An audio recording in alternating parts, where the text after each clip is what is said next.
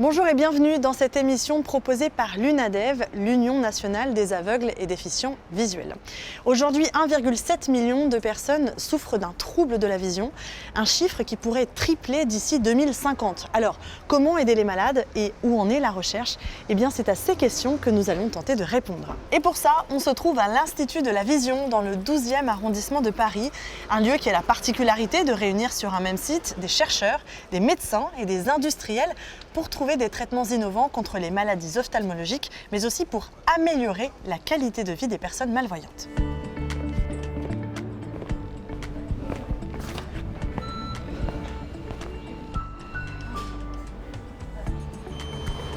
Bienvenue dans cette émission proposée par l'UNADEV, du don à la recherche, redonner la vue à ceux qui l'ont perdue. Aujourd'hui dans cette émission, on va s'intéresser en particulier à la recherche médicale et à la restauration de la vision. Chaque année, l'UNADEV choisit et finance des projets de recherche autour de la vision. Nous recevrons Kim Nguyen Bacharvet de l'INSERM CNRS et Leila Yayaoui de l'UNADEV. Elles nous expliqueront justement comment sont organisés ces appels à projets. Elles nous rappelleront le rôle fondamental de la recherche dans les avancées contre les maladies ophtalmologiques. Ivan Arsenievitch, membre du jury de l'UNADEV, sera avec nous également pour nous expliquer en détail le processus d'étude et de sélection des projets de recherche soutenus par l'UNADEV. Mais je vous propose d'ouvrir cette émission avec un chercheur passionné. Il consacre sa vie depuis 30 ans à la recherche sur la vision. C'est le directeur de l'Institut de la Vision. Voici le portrait de Serge Picot. Qui est Serge Picot? Voici son portrait en 5 objets. Pour commencer, un globe terrestre, car Serge Picot est un chercheur globe-trotteur. Après avoir étudié à Paris, à Marseille, puis en Allemagne, il traverse l'Atlantique. Alors, oui, je suis un petit peu un globe-trotteur parce que du coup, je suis parti aux États-Unis, donc de l'autre côté de la planète, en fait, à Berkeley, tout près de San Francisco. C'était assez merveilleux d'ailleurs, c'était un peu un rêve de jeunesse de partir à Berkeley. Et puis je suis revenu en fait à Strasbourg, en France, pour retrouver le professeur Sahel, qui est une personne importante dans mon parcours et qui m'a appris en fait tout l'aspect transnational de la recherche, pour ensuite le suivre ici à Paris, à l'Institut de la Vision, pour créer avec lui cet Institut de la Vision. Le deuxième objet, c'est une photo d'œil de mouche. Alors, l'œil de mouche, pour moi, ça évoque le début de ma recherche pendant ma thèse, puisqu'en fait, j'illuminais une facette de l'œil de mouche pour étudier l'effet toxique de la lumière sur les photorécepteurs de la mouche, ce qui m'a après permis de me décaler pour comprendre aussi cet effet toxique de la lumière sur nos photorécepteurs. Côté passion, Serge Picot a un faible pour le rugby. Pour moi, le ballon de rugby, ça m'évoque d'abord ma jeunesse, puisque pendant ma période universitaire, j'ai beaucoup joué au rugby, mais ça m'évoque aussi l'esprit d'équipe, que pour gagner, on a besoin de tout le monde. Et dans une équipe de recherche, c'est un peu la même chose. On a besoin de tout le monde. Serge Picot est aussi un gourmand, son péché mignon, la pâtisserie. Alors, c'est vrai que pendant mes études, j'ai suivi des classes préparatoires où je travaillais souvent jusqu'à minuit, 1h du matin, même plus. Et c'est vrai que souvent, le soir, vers 11h du soir, je me préparais un gâteau, je le faisais cuire pour pouvoir le manger avant d'aller me coucher. C'était un peu mon moment détente. Et il faut savoir qu'en fait, la pâtisserie, c'est un peu comme de la recherche où on mélange en fait différents composants, on remue et puis on attend le résultat. Enfin, pour se détendre, l'infatigable Serge Picot enfile des chaussures de running. À son actif, plusieurs ultra-trails, dont celui qui fait le tour du Mont Blanc. J'ai fait des longs trails comme l'UTMB ou la course la Diagonale des Fous. Mais c'est vrai que dans mon travail, ce côté endurance, en fait, je pense, m'a permis justement de soutenir cet effort continu pour la recherche.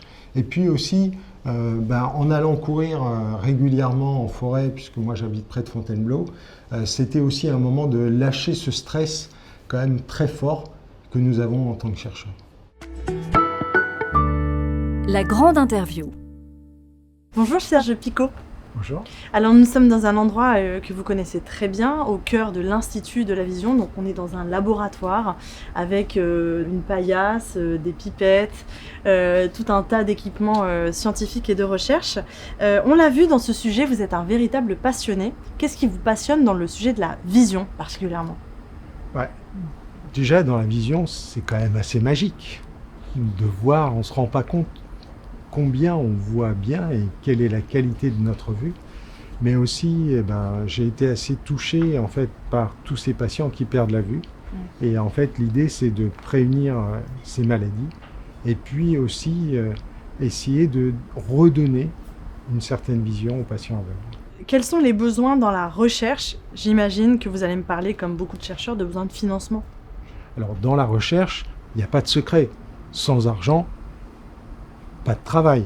On a besoin d'employer des personnels qui vont faire ce travail de recherche et qui vont pouvoir justement trouver les nouvelles molécules. Et puis, on a aussi besoin d'éléments comme en fait les milieux de culture, par exemple.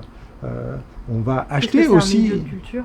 C'est-à-dire que lorsqu'on va isoler de la rétine de porc les photorécepteurs, on va les mettre dans un milieu où en fait ces cellules survivent.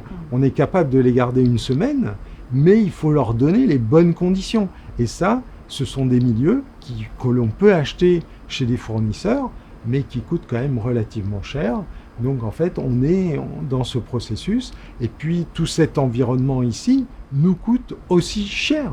Donc on a besoin en fait de ces financements pour arriver à faire travailler nos chercheurs. Et donc ces financements, c'est en partie des associations comme l'UNADEV qui vous les fournissent.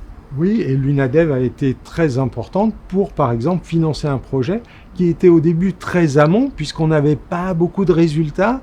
Et en fait, l'UNADEV a accepté de financer ce projet très ARIX, mais qui arrive maintenant à un niveau de maturité élevé, où on trouve des molécules thérapeutiques.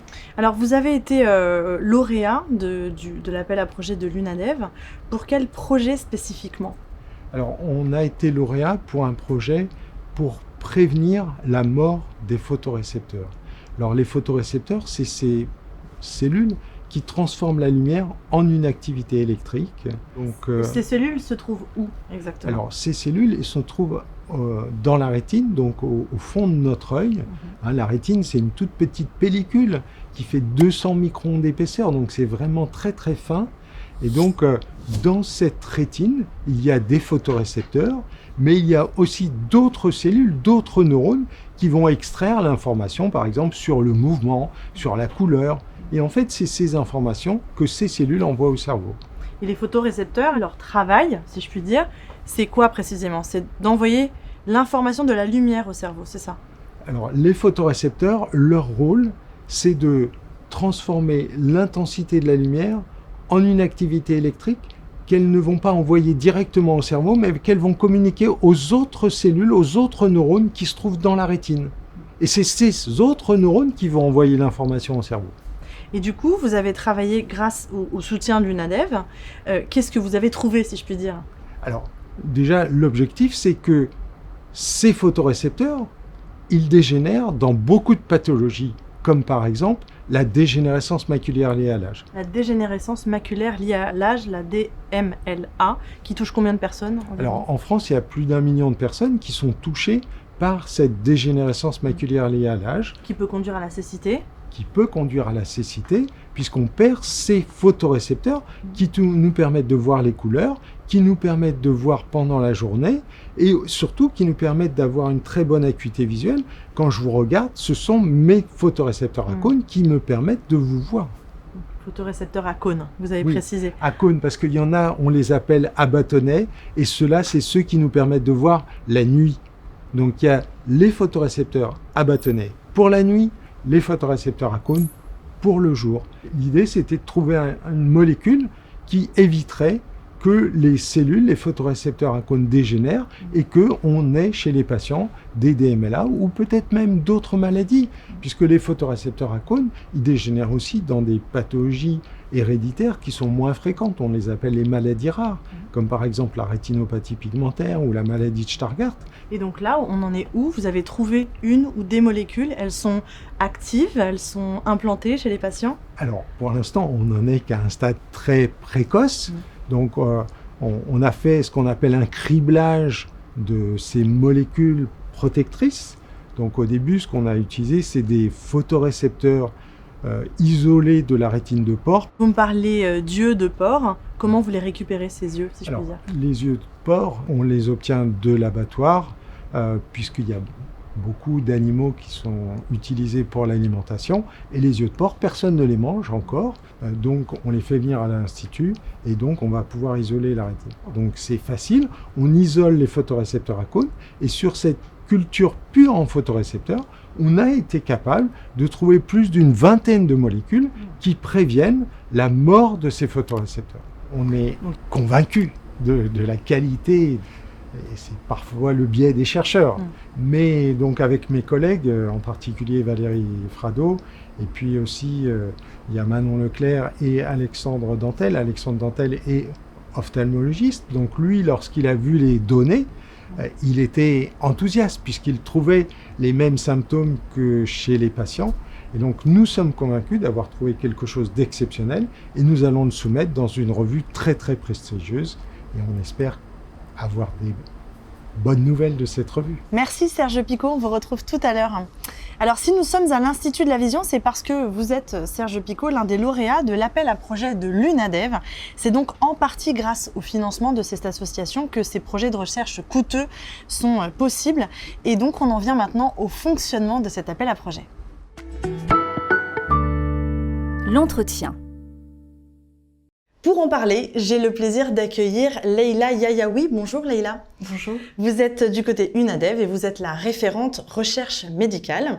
Et puis Kim Nguyen Bacharvet, bonjour. Bonjour. Vous êtes chercheuse à l'INSERM CNRS et c'est vous, côté INSERM, qui êtes en charge de l'organisation de l'appel à projet de l'UNADEV. Je vais commencer avec vous Leïla.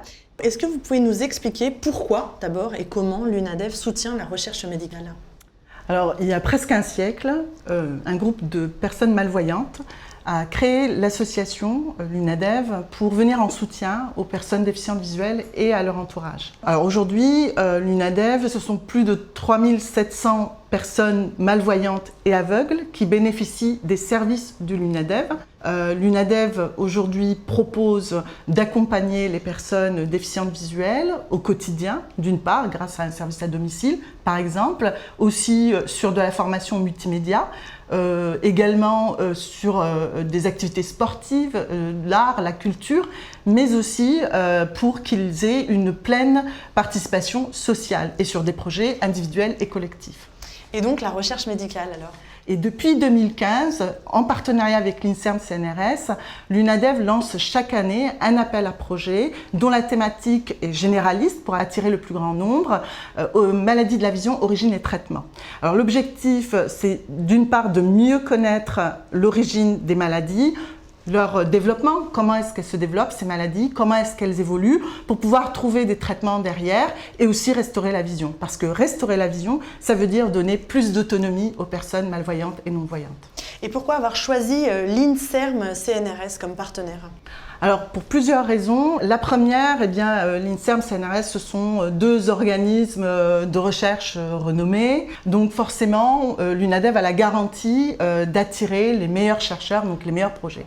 Deuxièmement, grâce à l'équipe de l'INSERM CNRS avec lesquelles nous travaillons étroitement, Étienne Hirsch, Bernard Poulain et Kim Nguyen Bacharvet, ici présente, nous avons la garantie que les appels à projets vont être menés de manière impartiale, d'une part, et aussi de manière professionnelle et qualitative.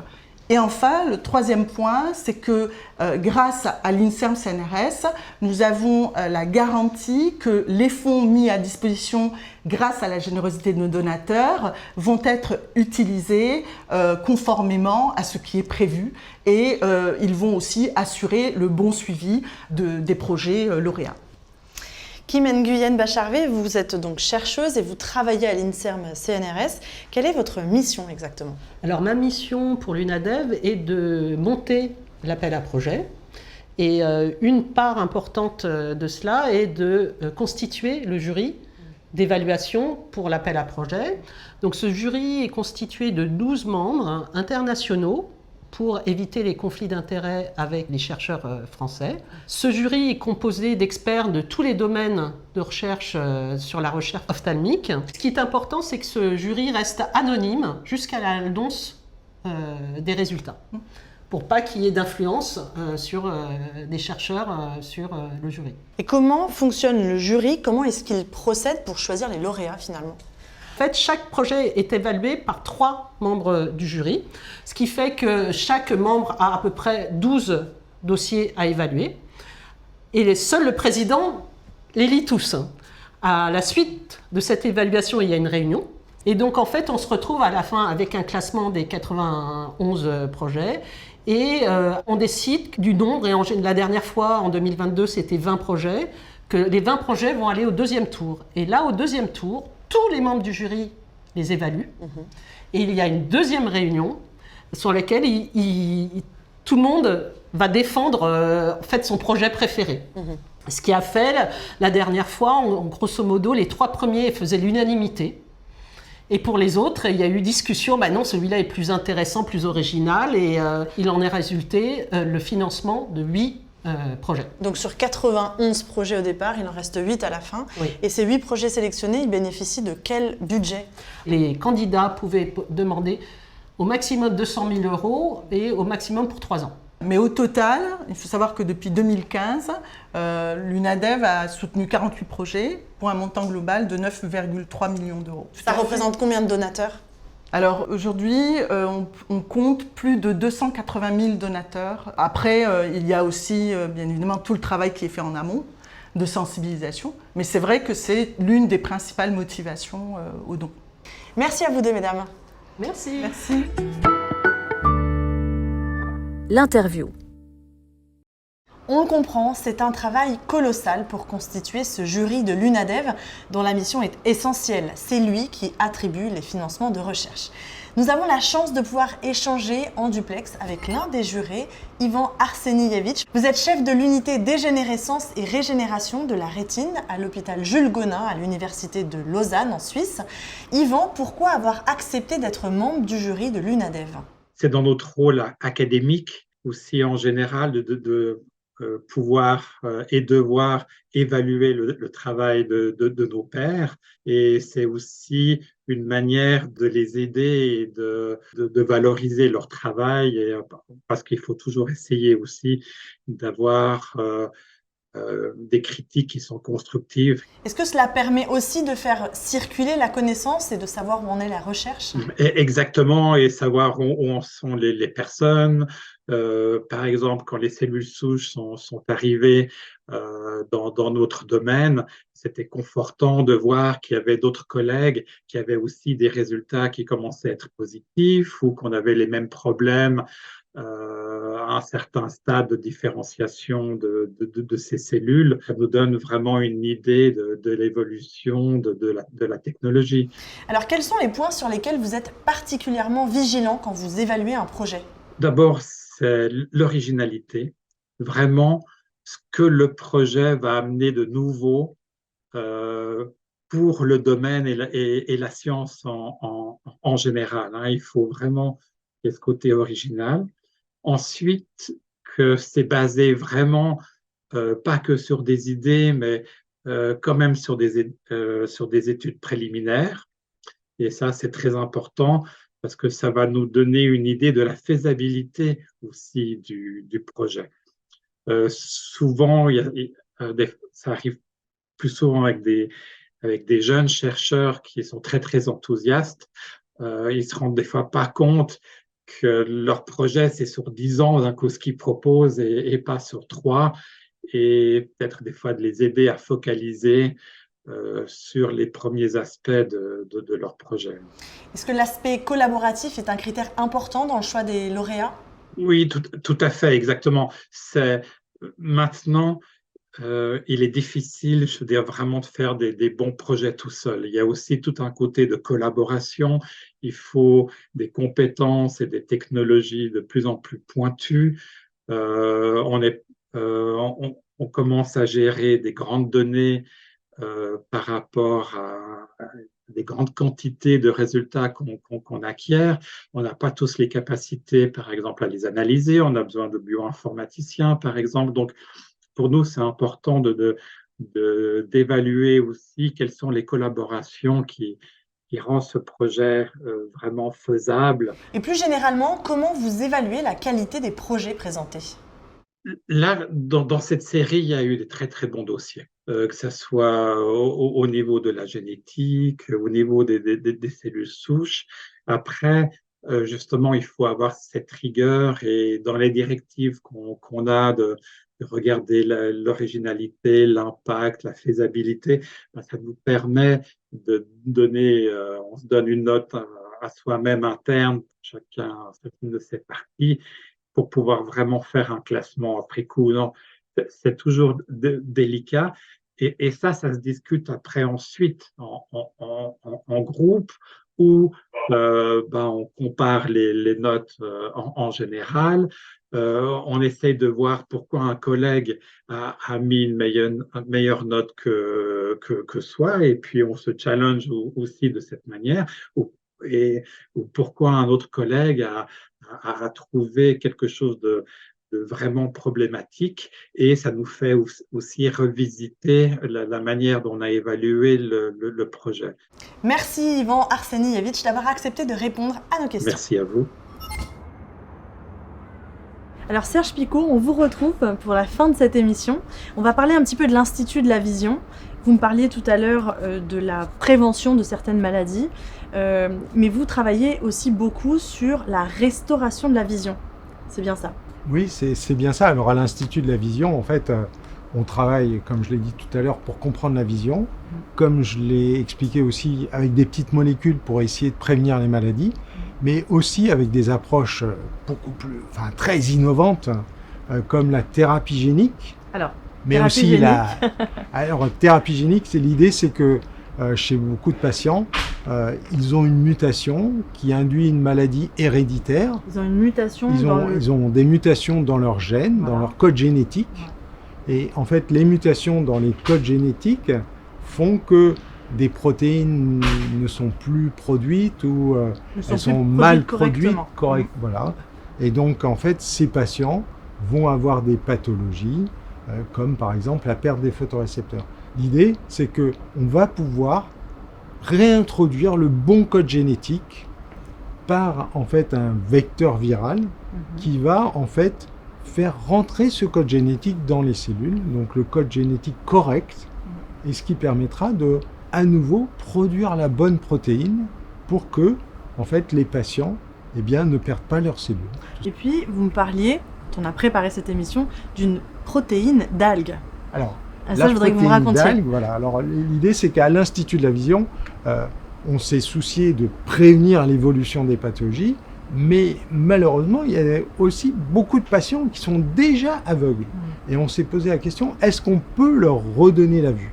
C'est là où on a eu cette idée de la protéine d'algue. Alors, cette protéine d'algue, l'idée peut paraître un peu farfelue, mais on s'est dit, on perd les photorécepteurs. Donc, dans la rétine, il n'y a plus de cellules qui transforment la lumière en une activité électrique.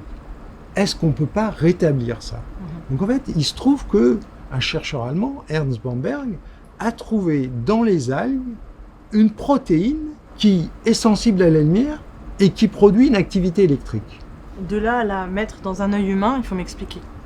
Alors l'idée, c'est que par thérapie génique, on a pris le code génétique de cette protéine d'algue, on l'a mis donc dans le vecteur de thérapie génique, donc dans ce virus désactivé, on l'a injecté dans l'œil, et donc le code génétique de cette protéine rentre dans les cellules, s'exprime, c'est-à-dire que la cellule va se mettre à produire cette protéine d'algue qui va venir sur la membrane, c'est-à-dire sur l'enveloppe de la cellule, et donc lorsqu'on stimule cette cellule avec de la lumière, elle va s'activer. Et donc, si elle s'active, elle est capable d'envoyer un signal au cerveau en disant « j'ai vu de la lumière ». Et donc ça, c'est aujourd'hui testé sur des patients? Ça fonctionne? Ou on en est encore très loin? Alors, ça fonctionne déjà chez des patients. C'était une première mondiale. Il faut bien se rendre compte que l'idée d'utiliser ces protéines d'algues a été une révolution dans le domaine des neurosciences, mais juste au niveau expérimental pour comprendre le fonctionnement du cerveau.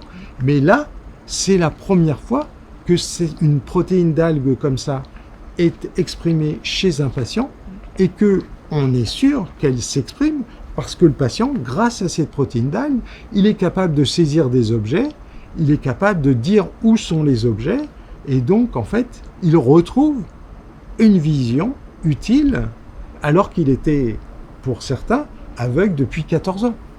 Serge Picot, est-ce qu'aujourd'hui vous êtes capable de dire que grâce à vous, grâce à vos équipes, grâce à vos travaux de recherche, des patients ont retrouvé la vue? Alors, on peut le dire, on peut dire que des patients retrouvent la vue. Alors, pour l'instant, ce n'est pas une vue encore de très haute acuité visuelle.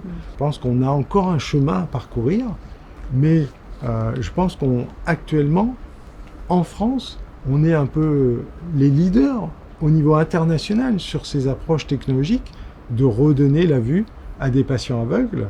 Et bon, de temps en temps, ça fait du bien de faire un petit cocorico et de dire qu'en France, il se passe des choses qui sont vraiment à la pointe de la technologie et que bien, nos équipes sont capables comme ça de prévenir la cécité, mais aussi parfois de redonner la vue aux patients aveugles. C'est un cocorico et c'est aussi un grand message d'espoir. Merci beaucoup Serge Picot. Merci beaucoup. Et c'est la fin de cette émission consacrée à la recherche sur la rétine. Je remercie tous mes invités, Serge Picot, Kim Nguyen Bacharvet, Leila Yayaoui et Ivan Arsenievich. Merci de nous avoir expliqué le fonctionnement de l'appel à projet de l'UNADEV et d'avoir partagé avec nous les dernières avancées de vos recherches. Et puis on l'a compris, grâce à tous ces témoignages, la recherche sur la vision a besoin de financement pour avancer. C'est un espoir pour tous. Continuez donc à donner, à mobiliser vos proches pour que nous puissions vaincre les maladies de la vision. Merci et à très bientôt.